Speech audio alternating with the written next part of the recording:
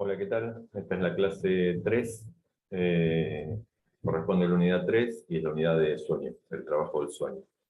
La unidad 3 y la 4 sostienen más o menos la misma bibliografía, que es los textos de la interpretación de los sueños. En esta clase vamos a ver mayormente lo que es el trabajo del sueño, y en la clase 4, que es de la unidad 4, vamos a ver cómo se constituye el aparato psíquico, pero van a ver que los temas ahí se superponen. Lo único que acá le da como más prioridad al trabajo del sueño. Bueno, hasta el momento veíamos que la clínica en Freud había hecho que empieza a construir una teoría, que era la teoría psicoanalítica. Nació a partir de la patología, por lo tanto el tratamiento ahí, clínico, y ahora se va a meter más con algo que es normal de todo ser humano, de todo sujeto, que es el sueño, para explicar también el funcionamiento del aparato psíquico y del inconsciente. En principio va a decir que el sueño es la vía regia del inconsciente, como podemos llegar a entenderlo aún más. Vamos a ver los conceptos para que les quede un poco más graficados y puedan leer mejor los textos. Va a hablar de trabajo del sueño y trabajo de interpretación. El trabajo del sueño es un trabajo de formación, el que pasa del contenido o del pensamiento latente al contenido ahí manifiesto.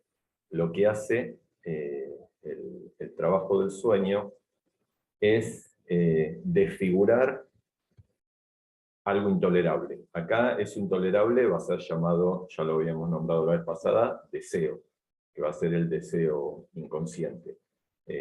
Por lo tanto, cuando empiecen a leerle deseo, entiéndanlo como lo que planteaba a partir de representación intolerable en los textos de psiconeurosis de defensa. Entonces lo que hace es deformar un deseo. Un deseo, como todo deseo, genera un estímulo. Y lo que dice Freud es que si ese estímulo no es satisfecho, si ese deseo no es satisfecho, no podríamos dormir. Y esa sería una de las funciones del sueño, ¿no? Cuando una de las frases que plantea Freud es: el sueño es el guardián del dormir. Esa es una. Otra es: el sueño es el cumplimiento de un deseo. Y ambas se relacionan. El sueño es el guardián del dormir. Lo que plantea con eso es que si no hubiese una satisfacción de ese deseo que funciona como estímulo y que traemos ¿no?, de la vida de vigilia, no podríamos dormir. Por eso soñamos. Y el sueño es el cumplimiento de un deseo, es que el sueño siempre lo que muestra es un deseo cumplido. Y no nos damos cuenta bien, o por eso es que hay que interpretar a qué se refiere ese deseo. Porque, como decía al comienzo, el trabajo del sueño lo que hace es desfigurar ese deseo. Decíamos que este trabajo del sueño transforma el pensamiento latente, que tiene que ver ahí con las cuestiones más inconscientes, que se juegan alrededor de este deseo, la transforma en un contenido manifiesto. Piensa en contenido manifiesto como el sueño contado, ¿no?, por el soñante. Cuando uno se levanta y cuenta el sueño, ese es el contenido manifiesto. Eso ya es la desfiguración de estos pensamientos latentes o contenido latente. Entonces, del pensamiento latente al contenido manifiesto se llama trabajo del sueño, y viceversa, del contenido manifiesto al pensamiento latente es como se realiza el trabajo del sueño. Es como ir viendo cómo se va interpretando eso que fue desfigurado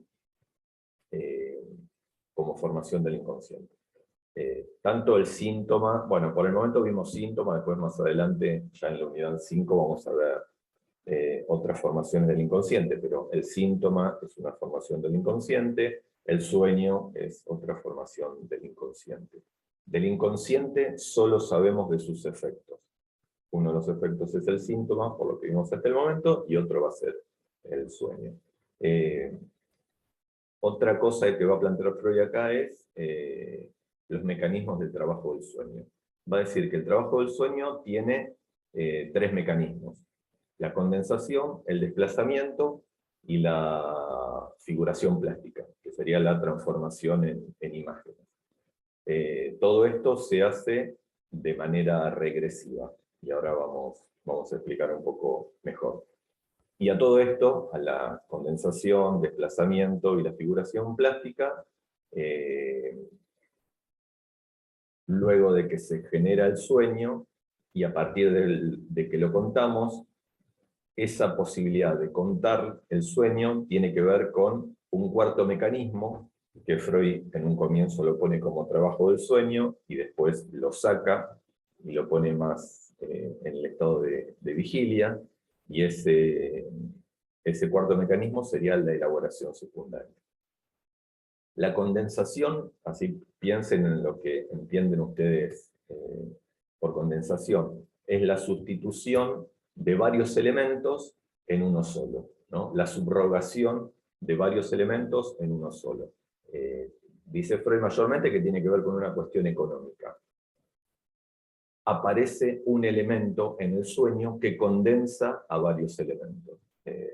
Y en ese mismo proceso, más allá de lo económico, que en vez de desplegar todos esos elementos que están en el sueño, lo que hace es traer una figura sola, una representación sola. Más allá de lo económico, como les decía, tiene que ver con una desfiguración. Bueno, ya acá se empieza a desfigurar. En el ejemplo del sueño de Irma, lo van a ver mejor ahí los ejemplos, cómo va mostrando los ejemplos de condensación, desplazamiento, de todos los mecanismos. El desplazamiento lo que plantea es, se desplaza el acento psíquico, se desplaza la importancia, querría decir, de un elemento que es importante a un elemento que es menos importante. Por lo tanto, vuelve a desfigurarse. Esto lo que hace es que cada vez el sueño lo que plantee es algo alejado de ese deseo que es intolerable, ¿no? Para poder cumplir ese deseo, ¿no? Es que tiene que realizar ahí esta desfiguración. Entonces el desplazamiento sería modificar el acento psíquico, que pase de una representación importante, que sería más intolerante, más intolerable, a una representación menos importante y que no le traiga tanto problema ahí al yo, sería. Otro mecanismo es, bueno, hasta acá es la desfiguración de ese deseo inconsciente. El trabajo del sueño se da dentro de lo que él va a empezar a constituir como aparato psíquico. El aparato psíquico, van a ver uno de los archivos, está el gráfico que hace del aparato psíquico, ahí como más primario, que sería el primero. Va a haber 2 teorías del aparato psíquico. El que plantea en este momento es la primera teoría del aparato psíquico, que es consciente, preconsciente, inconsciente. Va a plantear el aparato psíquico como un aparato que tiene un extremo perceptivo, por donde ingresan los estímulos. Pueden ser tanto los estímulos externos como los estímulos internos. Al deseo lo tendríamos que pensar como un estímulo interno. Pasa por todo el aparato y después se descarga en una descarga motora, que es lo que plantea Freud. Entra una percepción, se transforma eso que ingresa, en este caso se desfigura, y sale un producto. En este caso pensemos que sale un sueño. En el estado del dormir, lo que dice Freud, está cerrada ahí la puerta o el acceso hacia lo motor. Nosotros pensemos que para poder descansar sería eso se juega en otro ámbito. No es que nosotros actuamos eso que aparece en el sueño, sino que está cerrado el acceso a la, por decir, a la motilidad. Está cerrado el acceso a la motilidad porque estamos durmiendo. Por lo tanto, se condensa, se desplaza, como no puede acceder al mundo exterior porque estamos durmiendo, hay una regresión hacia el polo perceptivo, que sería el primer polo del cual ingresan los estímulos. Hay una regresión hacia ese polo, y en ese polo es donde se forman las imágenes de la figuración plástica. Decíamos que tenía 3 mecanismos: condensación, desplazamiento, figuración plástica.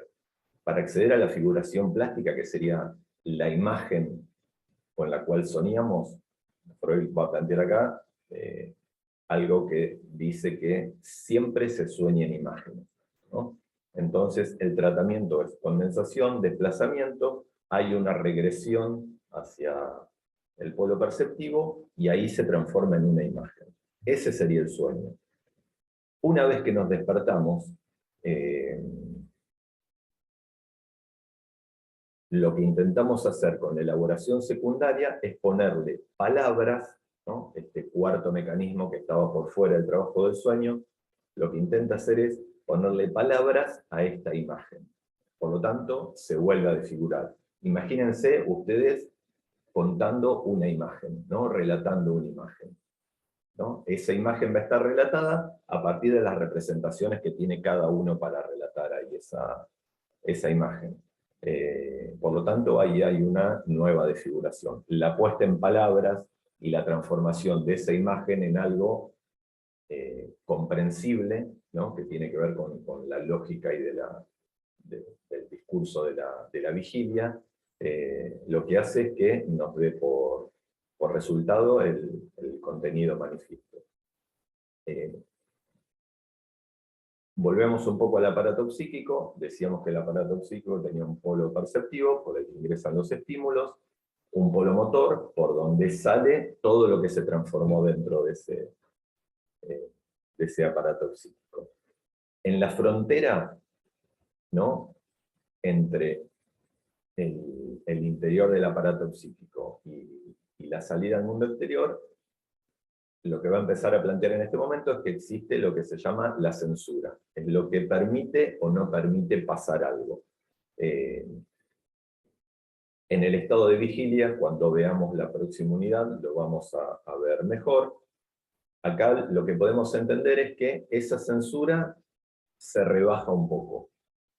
Se rebaja al punto de que no permite que pase ahí al acto, a lo motor, pero sí que este deseo desfigurado pueda funcionar ahí como cumplido. Pero en principio esa censura es una función del yo,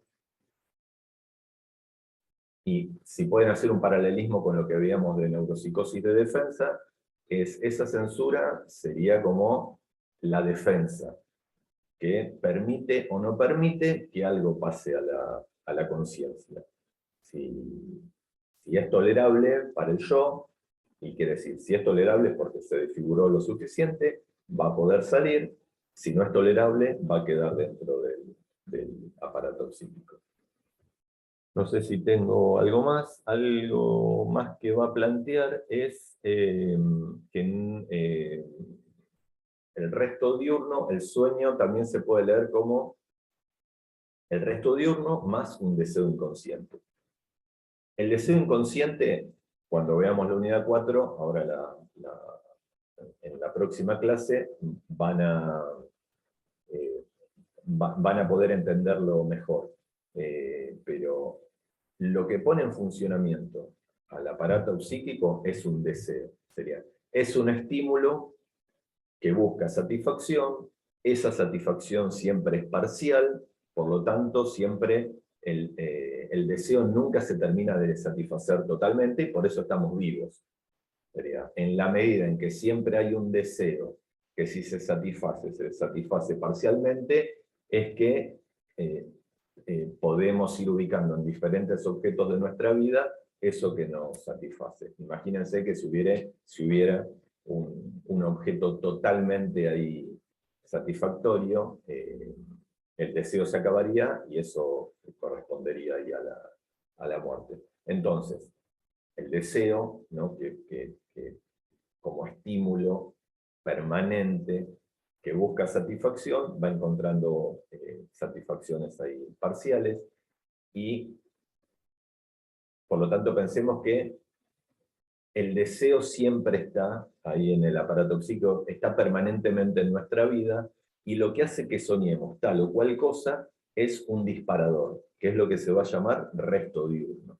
Y se llama resto diurno porque ese disparador tiene que ver con una vivencia más importante o menos importante, generalmente son poco importantes, pero es como, sería un disparador que lo que hace es poner en funcionamiento ese deseo inconsciente, ¿no? Es que aparezca de otra manera, es como que lo enciende. Ese deseo inconsciente, más el resto diurno, que siempre corresponde a alguna vivencia, pensamiento, algo que se vio, no tiene por qué ser nada muy importante, funciona como disparador y hace que aumente la tensión, y entonces esa noche se sueña ahí con eso en particular. Los textos de la interpretación de los sueños son 2 libros, ustedes tienen bastante ahí para leer, y después por otro lado tienen las conferencias, la conferencia 7, 9 y 11 creo. En las conferencias están todos los conceptos que están en los textos de la interpretación de los sueños, y hasta se puede leer un poco más claro, porque piensen que las conferencias las realizó para transmitir esto que él iba estudiando y iba escribiendo en sus obras completas a colegas, y a médicos y no médicos. Por lo tanto, se entiende más, está como un poco más condensado también. Así que eso les puede servir ahí también como para después hacer una lectura de los textos de la interpretación ahí de los sueños. Lo que tienen los textos de la interpretación de los sueños es mucha cantidad ahí de ejemplos, pero con el sueño de la inyección de Irma, que es un sueño que tuvo Freud, van a poder entender mejor todos estos conceptos teóricos que vimos en esta clase. Bueno, nos vemos para la clase 4. Un abrazo.